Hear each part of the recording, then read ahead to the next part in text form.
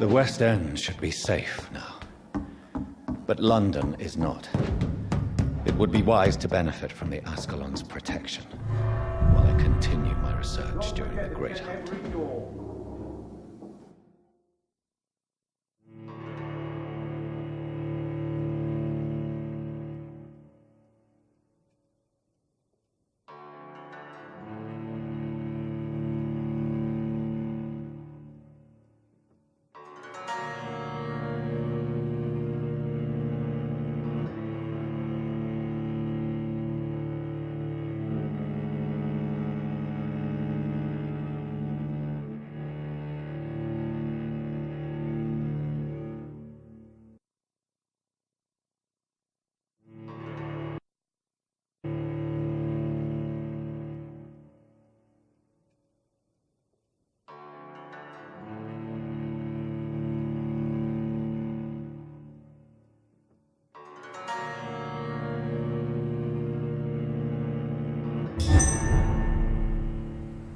These people want me dead. I need to leave now.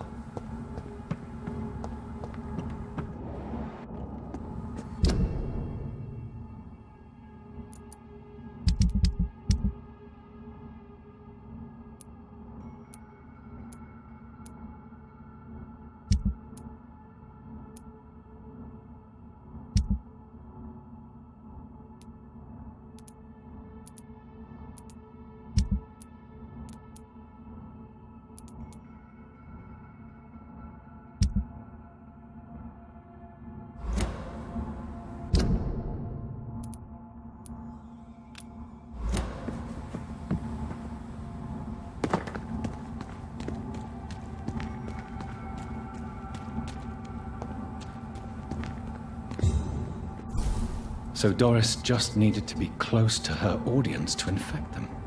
Contagion through skin. Very disturbing.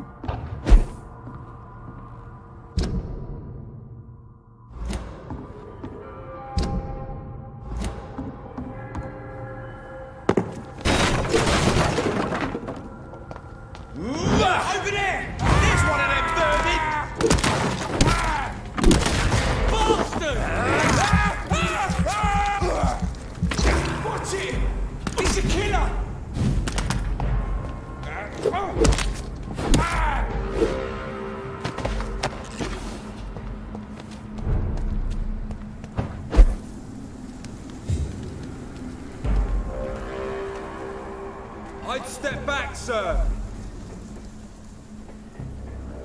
Stay away. Look at it. Vicious bugger.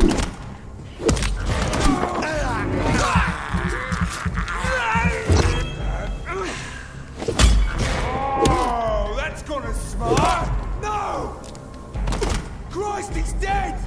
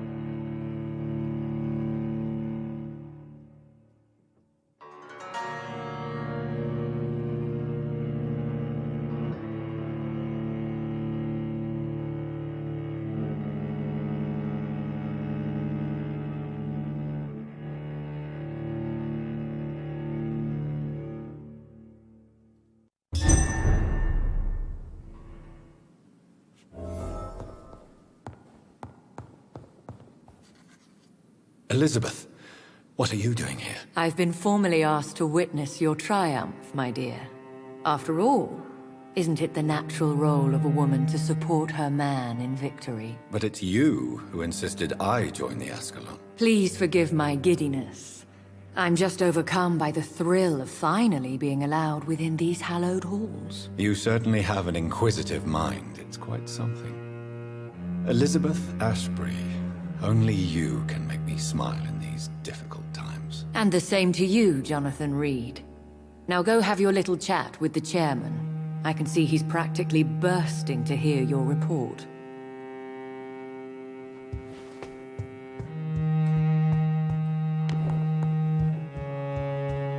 I think we're safe for now. I pursued and killed the last hunter with my own hands as he tried to Welcome escape back to the Ascalon Club, Lance-Bearer. Please, tell us the good news. Have you put an end to the epidemic? My hypothesis was correct. Doris Fletcher was the source of the contagion in this part of town. She was probably the first to be infected. And you cleansed her before the hunters, I've been told. Well done, Dr. Reed. You thrust your lance and pierced the very heart of the corruption. I did my best. The important thing is, we won a major battle for the survival of London. For that, we salute you. Thank you, my lord. Now, I have another task for you. One of the utmost importance. Perhaps even more so than the previous. I'm listening. It's time for you to perform a most sacred duty for the club. I want you to recruit a new vampire. Recruit a new vampire? Are you sending me on some sort of diplomatic mission? Not exactly. I want you to make Aloysius Dawson the Ekon he deserves to be.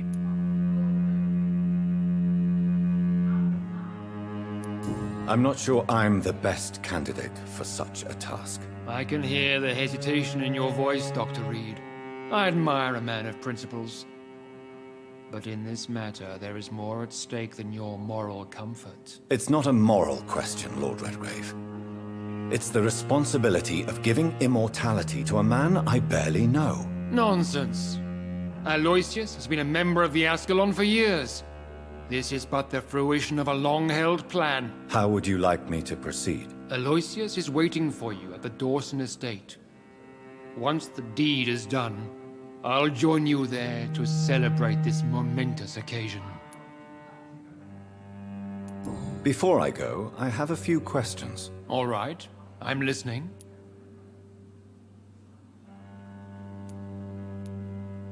Why Aloysius Dawson? Because he is about to die, and he just may be the most influential man in England. After me, of course. Did he choose me? No, I did. My decision is very recent, to say the least, but it is entirely mine.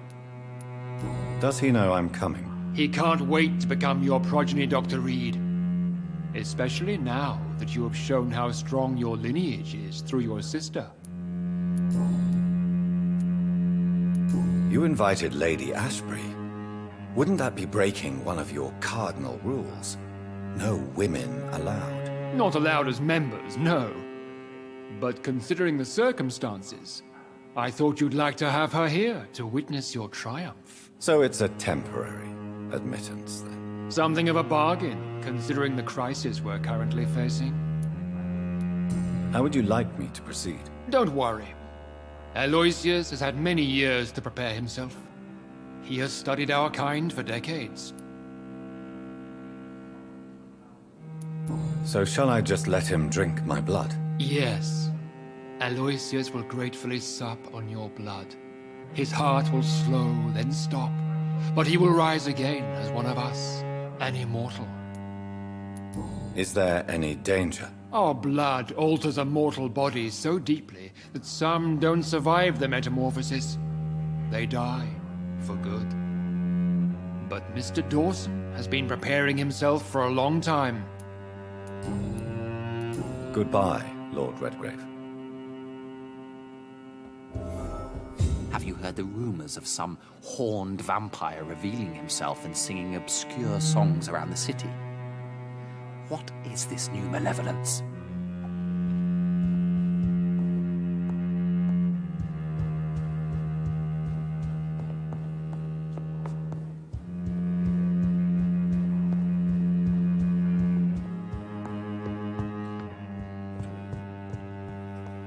you all right, Jonathan? Lord Redgrave has just ordered me to turn Aloysius Dawson.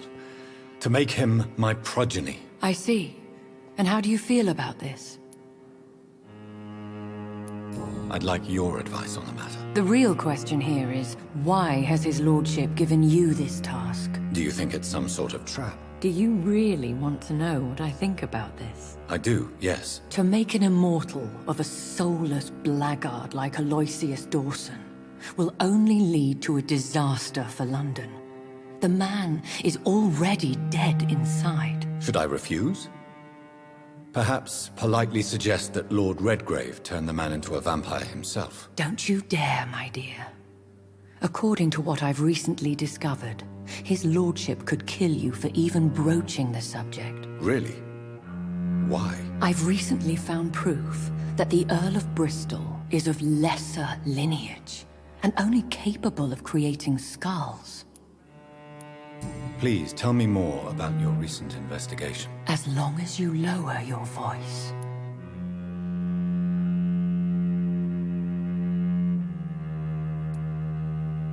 What would you have me do about Dawson? The man is dangerous.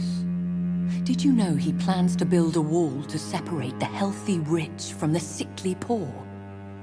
Do not make him your progeny. What would you do? The man's dying already.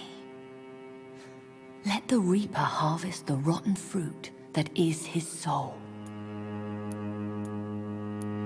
Are you sure your information about Redgrave is correct? He says he's the progeny of the great knight William Marshall, who lived some 9 centuries ago. That's a lie. Lord Redgrave is unable to create anything but skulls, if the poor souls survive at all.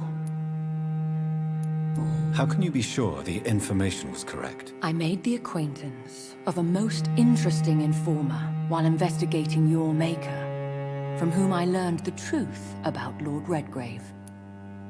Why so vindictive? You suddenly sound like you're angry. Forgive me, Jonathan. I hate myself for it, but I feel such pride in my discovery. I'm afraid I just can't help it. Which is? He did serve William Marshall. And yes, the blood he covets as a token does truly belong to that legendary knight.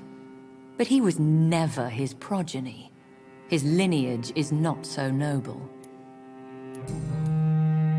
What would happen if I made Dawson an Ekon like myself? You would add a powerful immortal into a suffering world. An immortal who already craves authority. Maybe I could teach him control, like you taught me. Lead him down the right path. Mr. Dawson spent his life searching for a way to cheat death. I'm sure he has spent decades dreaming of how he'd spend eternity as a tyrant. Goodbye for now, Elizabeth. Goodbye, my dear. Please, be careful.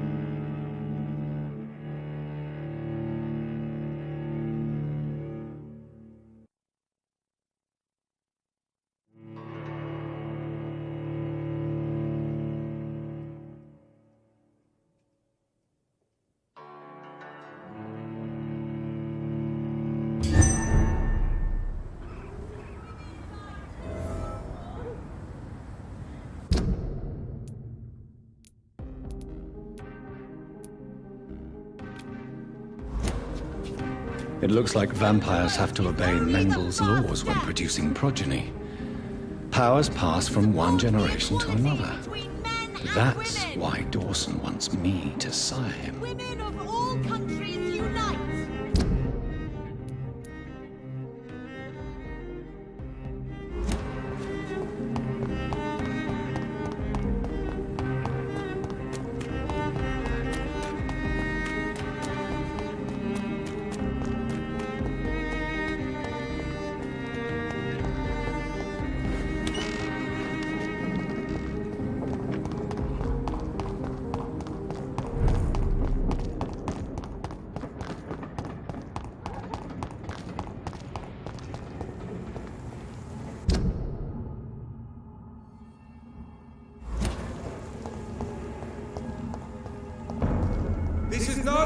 for a gentleman as he does it, boys! Deal with it. Over there!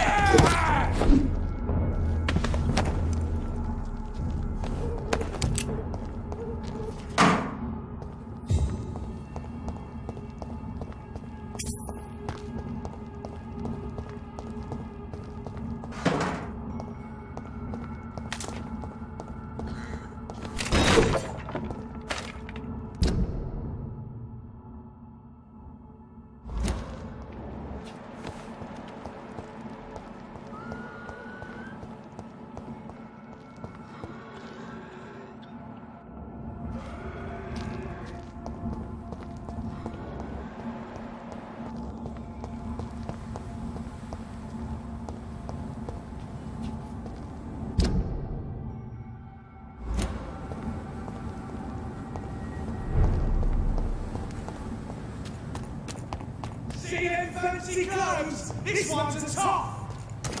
I'll send you to hell!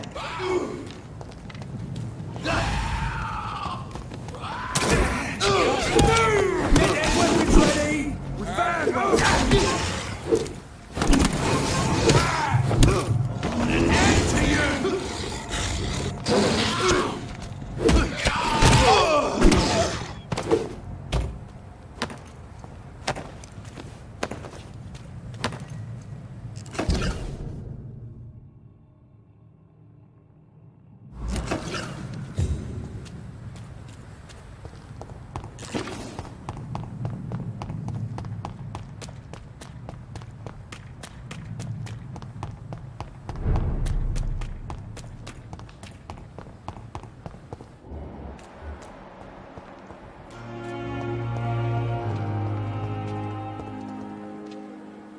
Good evening, Dr. Tippett. Dr. Reed, any good news to share?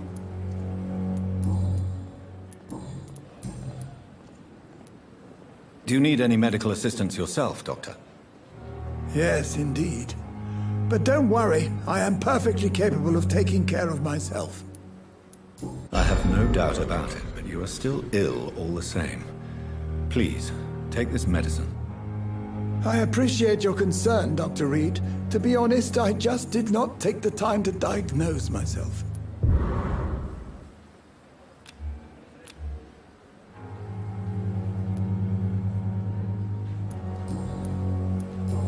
Goodbye, Dr. Tippett.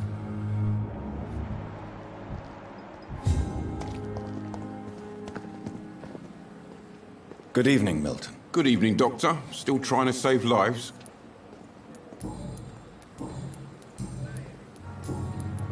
I'd like to see your goods. Wise choice, Dr. Reed. A reliable gun is what everybody needs these days.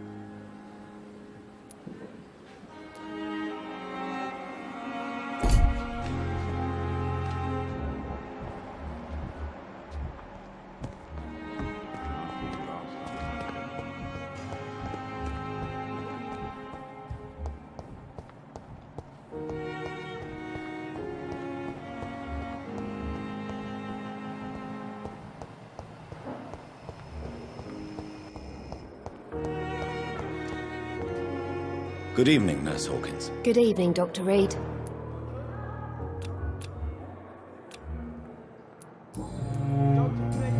Goodbye, Nurse Hawkins.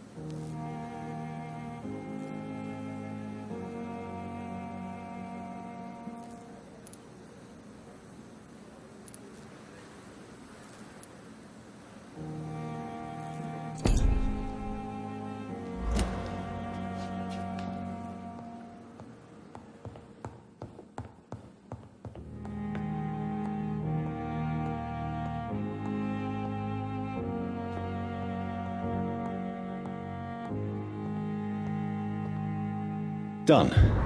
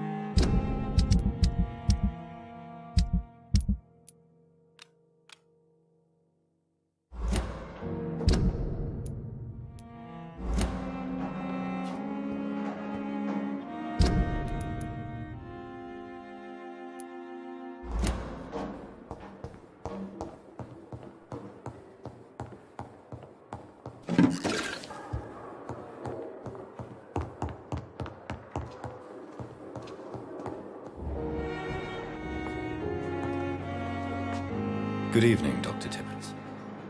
Dr. Reed, any good news to share?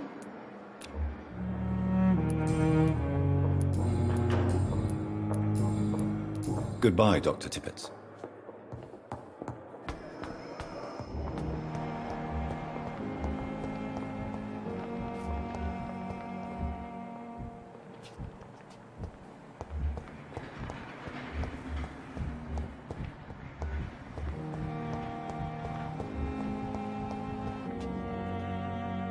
Good evening, Dr. Strickland. And good evening to you, Dr. Reed. Can I be of any help?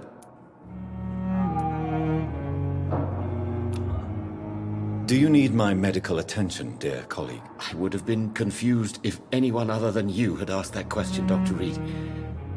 But your help is welcomed. There is no shame in helping each other. We're colleagues, after all. Many doctors I have known are too cynical to think that way. What do you think of Dr. Ackroyd's aversion to modern medical methods? It's a shame he's so narrow-minded. Dr. Swansea taught me that science is about exploring uncharted territory. I'm convinced that's true. With the influenza and all that's going on, you should put your differences aside, don't you think? Why is it so difficult to work together? I believe that if Dr. Ackroyd had been the one to discover the transfusion process, he would be the first to recommend its use. So you believe it's just a question of jealousy and pride? Dr. Ackroyd is as proud as he is blinded by his obsolete concept of medical science.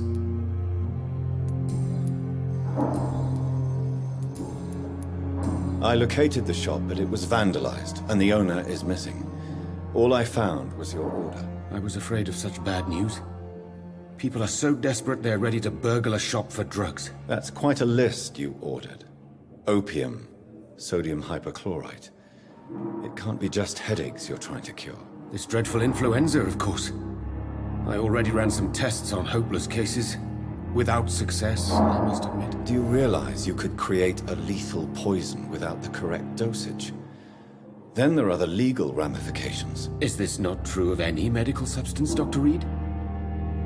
However, if you would agree to improve it, I'd be glad to accept your help. As long as you promise to be scrupulous with your experiments, I may try to gather these substances and even help improve upon the mixture. That's all I'm asking for, Dr. Reed. That's all I'm asking. I want to know about these secret tests you run, and if they can save people from this epidemic.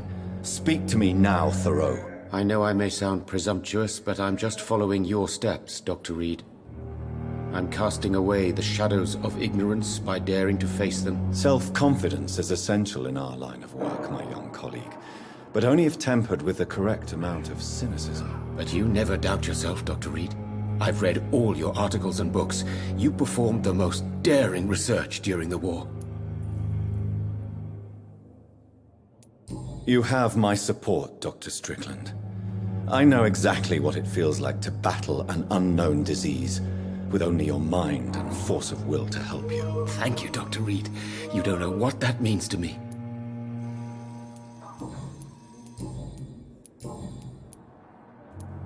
Goodbye, Dr. Strickland. I can't let Strickland put his patients at risk with opium. Perhaps an adjusted formula will deliver more of a placebo effect.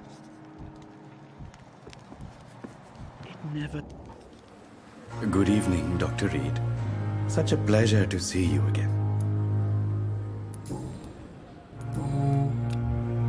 Do you need medical attention? Well, the proximity of the dead is not the most healthy company, even if the quiet can be appreciated. Don't take too many risks with your health, Mr. Chidana. None of us are immune to this disease. And that is a good thing. Death and disease is a constant reminder of our mortality. But you have my thanks, Dr. Reed.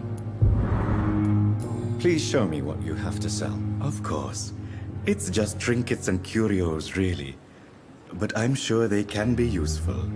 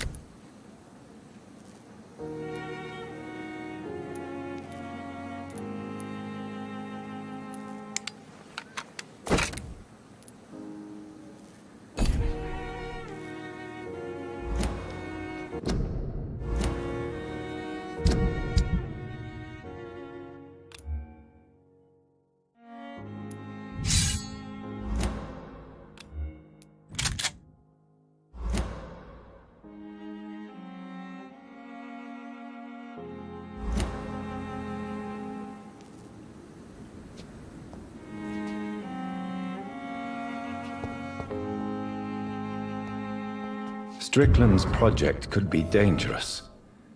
I have a mind to report him to Dr. Ackroyd.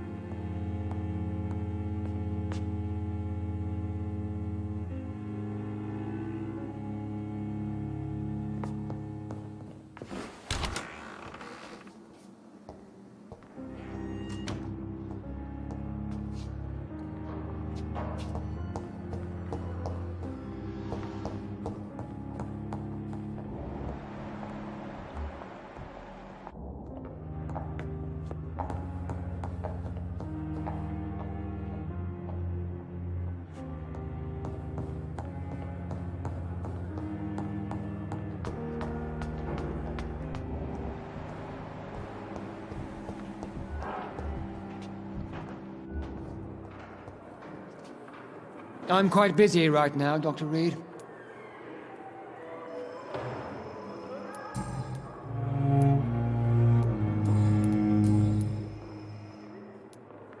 Do you think Dr. Strickland has any chance of curing the Spanish flu by himself? His wish to cure the sick is not driven by pride, but by an idealistic view about our mission here.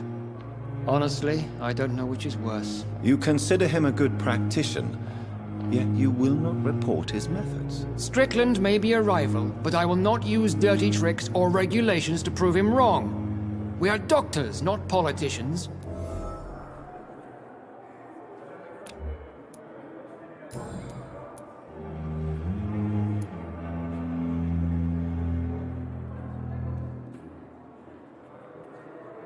I know that you're a busy man, but I could use your help and advice. The great Dr. Reed honors me with a request. What is it exactly? Dr. Strickland devised an experimental drug for the Spanish flu that he asked me to manufacture. You know what I think of fringe medical experimentation? That's exactly why I want you to keep the result, Doctor. I made sure it won't harm anyone, but I'd like you to take care of it. I see. Put it in my cabinet. I'll give you the key. I'll make sure no one uses this medication by mistake. I'll do that. Thank you for your help, Dr. Ackroyd. Thank you for your trust on the matter, Dr. Reed.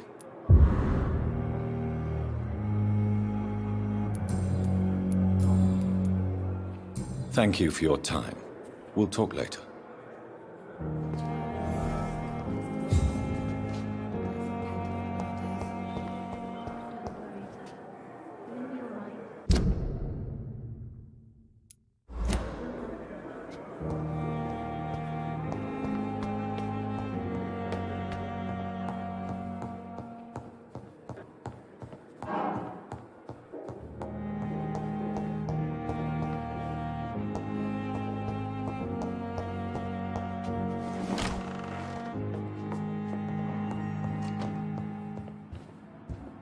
It's locked.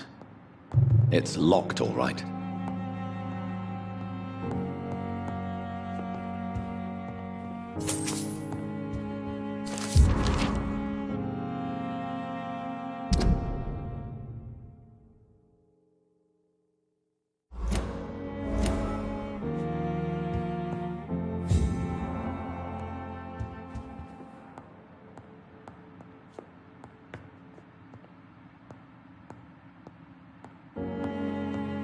It's locked, all right.